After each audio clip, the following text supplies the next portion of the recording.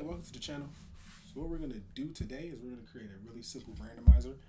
The way that it's set up, it should give you multiple implementations of it.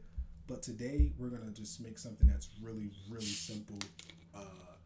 Like let's say you're trying to figure out what you want for dinner. You got a couple options. You add the option to the randomizer. You click randomize and it'll give you an option. It's very expansive, so you can expand on it to where after you get an option, it'll remove that option. That'll be for a later video if that is something that's desired. So first thing we're going to do is we have a brand new empty Unity project open. This is 2D, but I mean you can build it in 3D. We're using only UI elements, so if you would like to build it in 3D, you can. It's whatever. Honestly, whatever floats your boat. So we're gonna create an empty folder because you always have to worry about how clean your project is for when you go out, forever when you decide to go back in it. We're gonna create a folder. Inside the folder, we'll just make one script to start off with called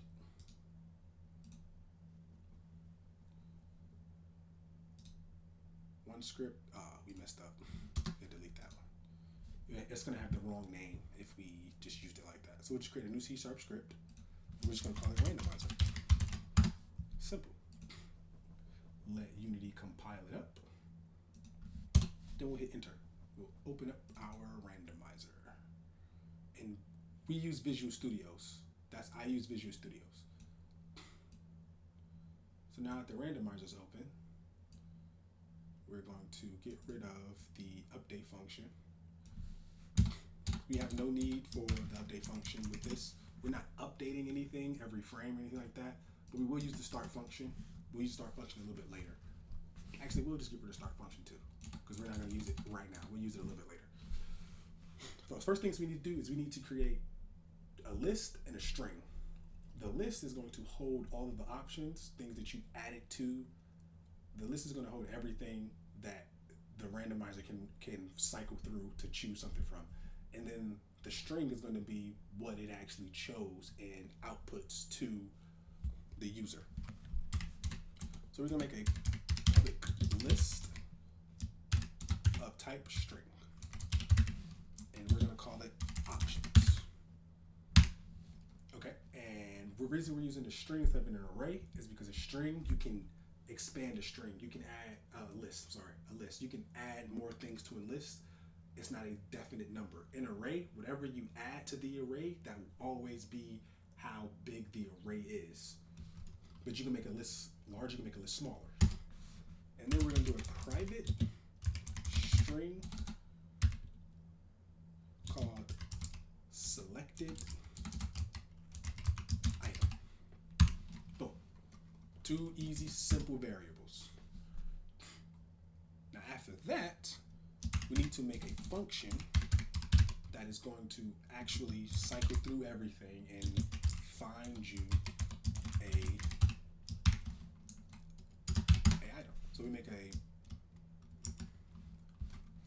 Copilot is so annoying sometimes. So we'll cycle through it and it'll find us exactly what we want.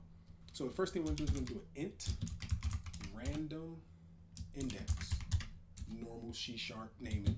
Wherever we want to find something random, you always just do random index. Or at least that's what I do for simplicity purposes. Now we're going to use a very, very fun utility that C# has, which is random.range. Random.range cycles through everything and grabs one thing from it. So we're going to do random.range 0 because you have to start from somewhere. The 0, the first integer in the list, and then options.count.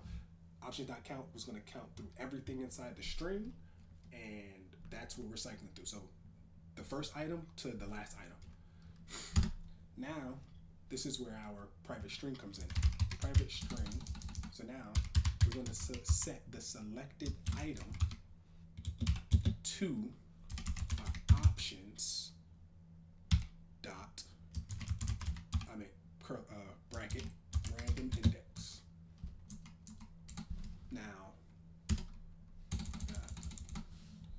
Now with this, we're setting the selected item. So now we're actually grabbing an item from the random list, right? We're actually grabbing an item.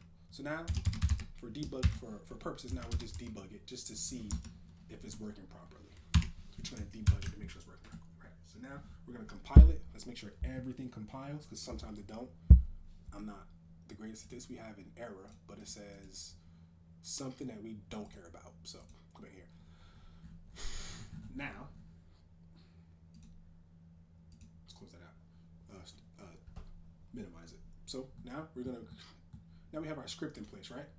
So it's a model behavior. With model behaviors, they have to be on a game object. We're gonna name this game object Randomizer, and we're gonna click on it over here, and then we're just gonna just drag our randomizer onto it. Now, as you see, we have our list, and you have options. You can add to it, you can subtract from it. For now, we're not gonna do anything with it. Now, since we're doing all of this in the UI, first thing we're gonna do is we're gonna create a button. Because as of right now, we don't have any way to call the function that we just made, select random. We have no way to call that function. So only thing we're gonna do, we're just gonna create a button. And we need to zoom out because for some reason that button is enormous. So zoom out, we're going to the game view. So you see it's over here, we're gonna just move it to the middle. Click the button, we're gonna change the X position to 0 and change the Y position to 0. And we're gonna just move it down a little bit, about right here. Looks good to me. Go into our text input, and we're gonna just change it to say randomize. So it says randomize. So we named the button. Now let's go into the actual button. Now down here in the on-click event, this is where we're going to actually make the bread and butter and the magic happen. So we drag the randomizer onto the on-click event. We go into it and we just select on random. Now we can't run it yet. Why? Because we don't have anything into our list. So let's add some things into our list. Let's just name some animes. The Naruto. And let's go Dragon Ball Z. Let's do 5 just so we can see that it's truly doing random. One Piece. Then we'll change this to Bleach. And then because I'm really reading JJK, I'm going to make the JJK, right? So now let's press play. Okay. We hit randomize. As we see, it shows One Piece. We debugging our One Piece, right? If we press it again, it shows Bleach. If we choose it again, if we press it again, JJK, and then Dragon Ball Z, and then Naruto, right? So it shows, it randomized your options, right? So that's working. Let's move on to the next part. Now, obviously, if we're building an app for a phone or for a video game, whatever, you don't want to have to add this. You don't have to add to your list in the inspector. We want to be able to dynamically add to the list. So what we're going to do is we're going to create another C# script. We're going to call this one add to list. I'm going to open that one up. Now, the problem that we're going to run into right now is is getting a reference to our randomizer. The way we get around that is we're gonna do my second favorite thing of all time with Unity, and that's make a static instance, because I absolutely love static instances. So we make a static instance, get private set. Now we can easily reference this without doing a whole bunch of find object of type, find component. We can just reference this as much as we want. So for expanding purposes, this expands very well. We'll Control S it just to make sure it compiles and we didn't make any mistakes, which we did not. No mistakes were made. Okay. So now we're going to go into our add to list script. The add to list script is even simpler than the add to list script is even simpler than the randomizer. So first things first, we're gonna do a public string item to add. We don't need it doesn't need a value or anything. It's just what we're gonna add to our list. Now we're gonna make a public void add to randomizer. Super simple, right? Now inside here, we want to do item to add. Not yet. We want to do randomizer. Randomizer dot. Oh my. See, sometimes Copilot is just so annoying. Randomizer dot instance dot options. So now we're getting a reference to the list. So we're getting a reference to the randomizer instance. Now we're going to the options list, and we're going to use very handy function dot add, and then we're going to add the item to add. Right? Seems a little redundant, right? But that's because of the naming. It works. And then we'll just debug the item to add. And we'll just save that. Okay. So now we need to do something with this add to list. So we need to put this onto something because as of right now, we can't do anything with it. So we have our canvas. What are we going to do with this? We're going to create an empty game object, and then we'll just call it item adder because I like naming things weird. So now we have this field right here, item adder. We have the items to add. All right. Now that we have this weird item to add, let's duplicate our button. And let's grab this button and let's just move this one up. We're going to change the text on the button to say add item. Right? Now, the reason we're naming it item instead of string or word or food place or whatever is so you can use it for multiple different things and you'll get the same output, the same outcome. Now over here on the onClick event, we'll just drag the item adder into there and we'll grab the function add to randomizer function. Now, let's hit play. Now, we see that we have our randomizer has nothing in it. It's completely empty. Now let's go over to our item adder. Let's type something in here. We'll type the same thing we typed in before. We'll type in Naruto, right? Now we have no way to add it here. So we'll click the button and we got a no reference exception. So on line 11, we got a no reference exception. And we got a no reference exception. You wanna know why? Because we made this a static instance, but we never set it as a static instance. Remember earlier when I said that we needed to keep the start method and I deleted it anyway? This is why. Now we need to do instance equals this. Boom. Now we let it compile again. Let everything compile again. We'll come back over here to the game scene. We'll hit play. Now hopefully we'll get another no reference exception. If we look over here at our randomizer again, still an empty list. Let's go to our item adder and let's add in Naruto. And let's hit the add item button. Boom, it says Naruto. It added that item to the list. Now let's come over to here and let's look, boom, it added the item. So we know that that function is working. We can add more items, we can add more things. We can just erase this and add something else. We'll add bleach this time. We'll click the button again. And boom, it added bleach. So we know that that part of the randomizer is working. We can now add things to our list dynamically. Good. Very, very good. Next, now, we don't want to have to add things from the inspector. The inspector is not going to be here once this is built onto like a phone or a computer or whatever we're going to build this on, you know?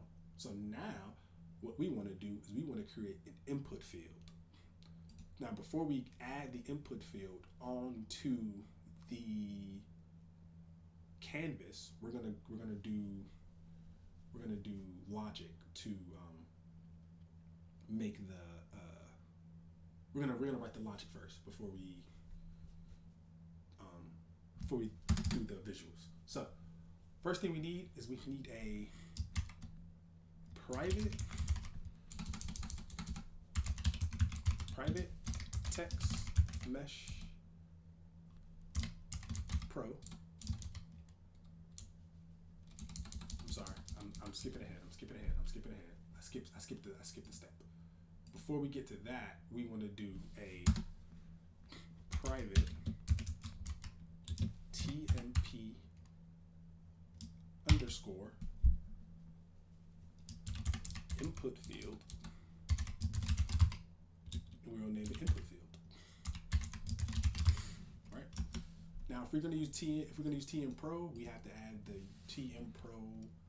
We have to add the using Unity Engine dot UI namespace. We might need to use the TM Pro namespace too. I don't think we need them both, but I know for a fact we need using Unity Engine dot UI. Now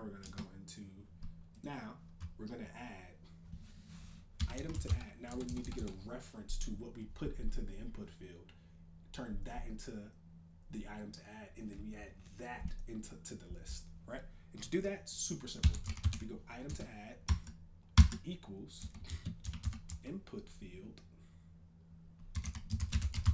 dot, and as you can see, Copilot wants us to use string value, right? But we don't know. String value is incorrect. We're going to use .text. .text is what we want since we're using a text field. Now we'll save that. We'll Control S. We'll save it. Now we're going to serialize this. We'll serialize this so we can add it in the inspector. We'll serialize this. If you need more dynamic uses of it, where serializing won't work, multiple scenes or something like that, then you can just do like get component, and you can just get the component of it, whatever. But we need to serialize it for now, or probably like find object of type or one of those. So now we'll go back over to our randomizer. Inside the randomizer, we need to add a couple of things. We're gonna add, first of all, we're gonna add the using TM Pro namespace. We're just gonna add that for now, but we're not going to use it at the moment. Okay, Control S, and we'll come back over here, and TM Pro input field could not be found.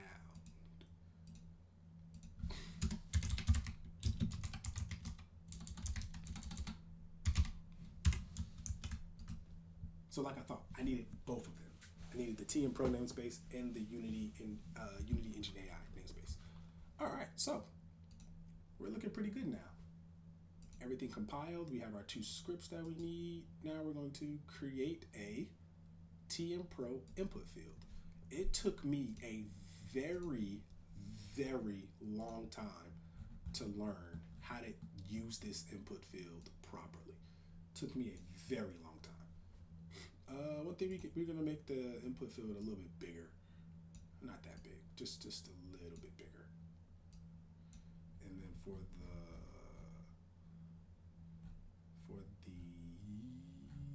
text,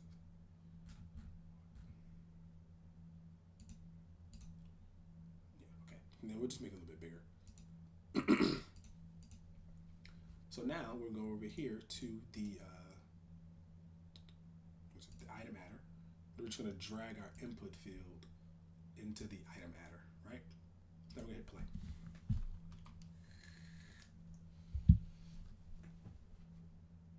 Now, because of the way everything is set up, oops, I didn't minimize this. I'm sorry. So what we did was we created an input field. I don't know, and then we went into our item adder and we drag and dropped the item adder into the input field into the item adder. Boom. Now we're going to press play. Now if we click into this box, if we type Naruto and then click add item, it does literally the exact same thing.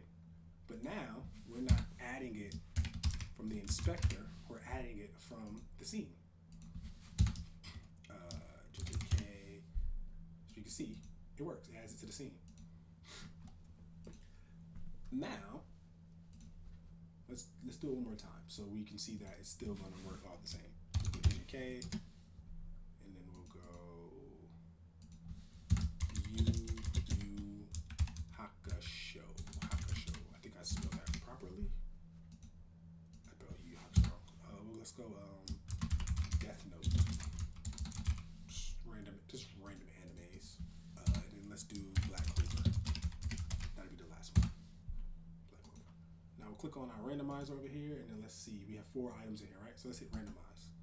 Oh, JJK. And then it chose what? JJK twice.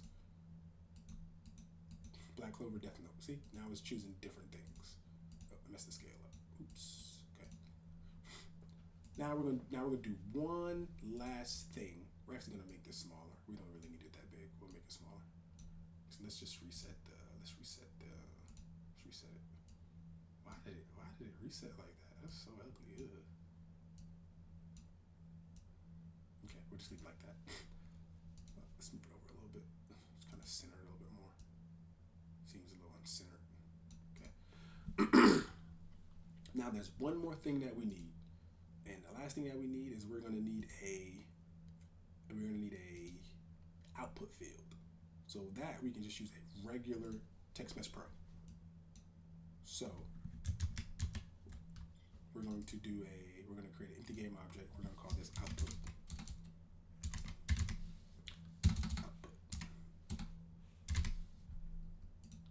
Inside, we're going to add a UI image in this background, and then we'll take this UI image. We'll slide this down to here.